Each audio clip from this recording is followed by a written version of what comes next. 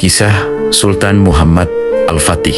Dari masa kecil hingga penaklukan Konstantinopel 1453 pada tanggal 30 Maret tahun 1432 di kota Edirne yang kala itu menjadi ibu kota Kesultanan Utsmaniyah lahir seorang anak laki-laki yang kelak namanya mengikuti angin sejarah dan menjadi legenda dunia Islam maupun Barat.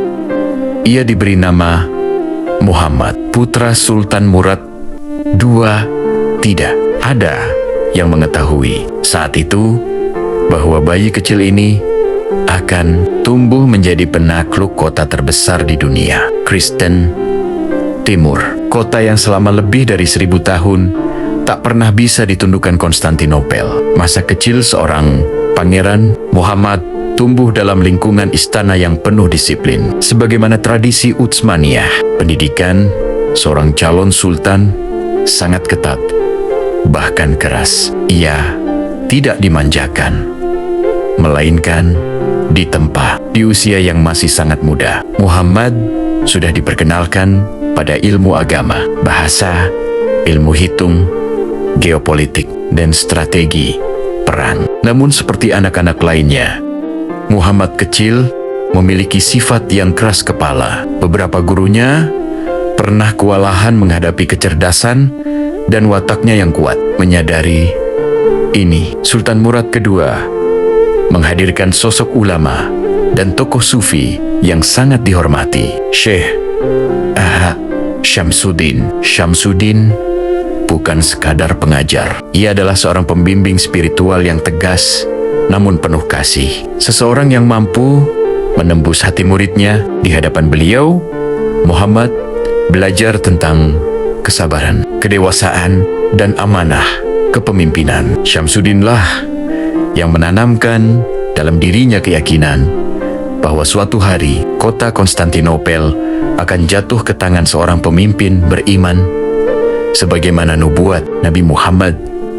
Konstantinopel akan ditaklukkan. Sebaik-baik pemimpin adalah pemimpin yang menaklukkannya, dan sebaik-baik pasukan adalah pasukan yang menaklukkannya. Kata-kata ini melekat kuat dalam hati Muhammad. Sejak itu, penaklukan Konstantinopel bukan sekadar mimpi, tetapi visi hidupnya. Pangeran muda yang ditempa dengan tanggung jawab. Pada usia 12 tahun, Muhammad memperoleh pengalaman besar. Ayahnya menyerahkan tahta kepadanya untuk sementara agar ia belajar memimpin negara sungguhan. Meski masih sangat muda, ia harus menghadapi tekanan politik, ancaman dari bangsa Eropa, dan gelombang ketidakstabilan dalam negeri. Beberapa pejabat bahkan meremehkan dirinya karena usianya. Namun, masa singkat ini membuat Muhammad belajar cepat. Ia belajar bahwa seorang pemimpin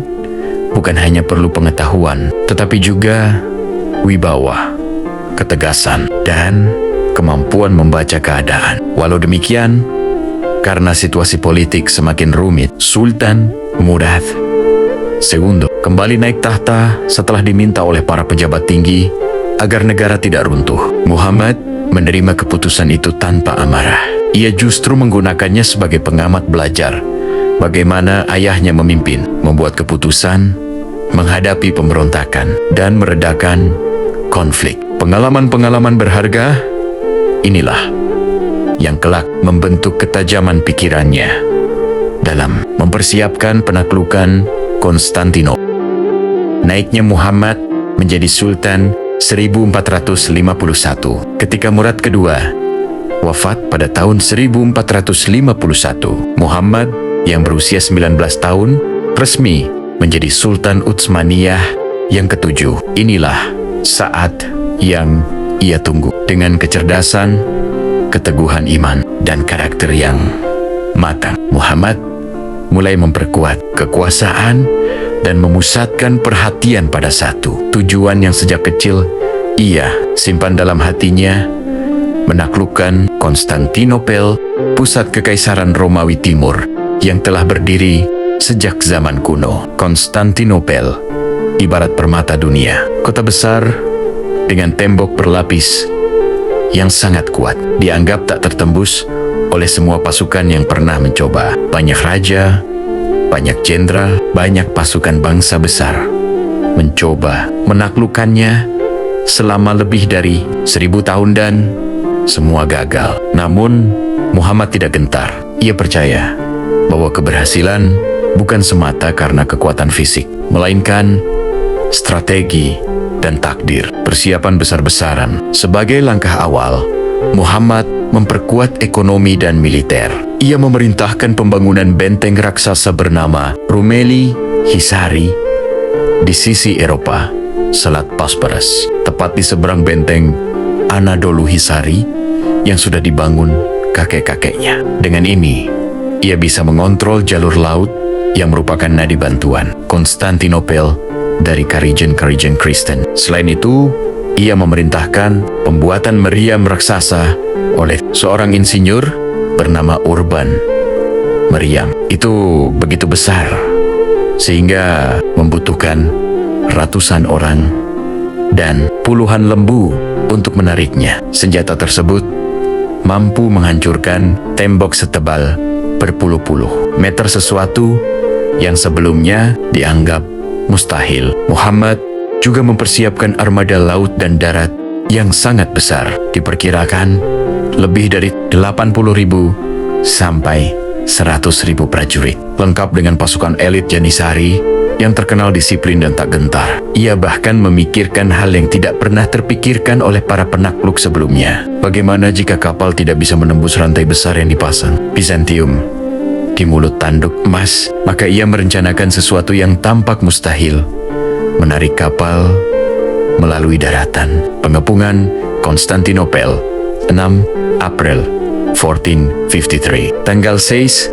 April 1453, pasukan Utsmaniyah mulai mengepung kota. Meriam-meriam ditembakkan setiap hari, mendentum, memecah kesunyian. Tembok Konstantinopel berlapis 3, tetapi di bawah tembakan meriam raksasa Utsmaniyah, tembok itu perlahan retak. Namun Bizantium bukan lawan yang mudah. Kaisar Konstantinus XI memimpin langsung pertahanan kota, dan bantuan kecil dari Genoa serta Venesia memperkuat barisan mereka. Kota itu bertahan dengan keras. Melihat bahwa tembakan meriam dan serangan laut tidak cukup, Muhammad mengeluarkan perintah yang menggema sepanjang sejarah. Kapal-kapal Utsmaniyah harus dipindahkan melintasi bukit-bukit hijau Galata menuju Tanduk Emas. Dalam semalam, ratusan kapal kecil ditarik melalui batang-batang kayu yang diberi minyak agar licin. Ketika pagi tiba, pasukan Bizantium tercengang. Armada Utsmaniyah tiba-tiba muncul di belakang pertahanan mereka, di tempat yang mustahil diputuskannya lewat.